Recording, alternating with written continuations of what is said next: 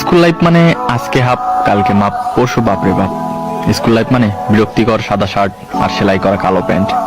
School life মানে bag ভর্তি মিথ্যা কথা। স্যার বাড়ির কাজ করছি কিন্তু খাতাটা ভুলে রেখেই আসছি। স্যার বিশ্বাস করেন গতকাল আমার পেটে ব্যথা ছিল তাই স্কুল আসতে পারিনি। সত্যি স্যার এটা আমার অভিভাবকের সাইন। স্কুল লাইফ মানে একদল হারামি বন্ধু, তখন প্রেম মানে বুঝতাম A+S। আর এই কাহিনী আমার হারামি বন্ধুরা শুনলে আমার অবস্থা শেষ।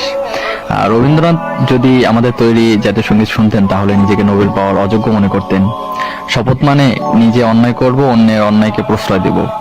স্যারদের নিকনেম গুলো শুনলে হয়তো তারা তখনই চাকরি ছেড়ে চলে যেতেন। আমার এক একটা বন্ধু ছিল ক্লাস ফাঁকি দেওয়ার উপর PhD করা।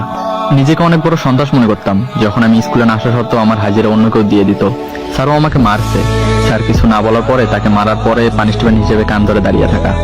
স্কুল লাইফ মানে নিজের ইচ্ছের বাইরে ঘন্টার পর ঘন্টা ক্লাসরুমে বসে থাকা। তখন প্রতিটা শুক্রবারকে ঈদ মনে হতো, আর এখন প্রতিটা দিনকে শুক্রবার মনে হয়, কিন্তু আগের মতো সেই ফিলিংসটা আসে না। হ্যাঁ, আমি মিস করি, অনেক মিস করি ফেলে আসা সেই স্কুল লাইফটাকে, বন্ধু নামক কলেজের ভাইগুলোকে, আর শিক্ষক শিক্ষিকা নামক বাবা মাকে।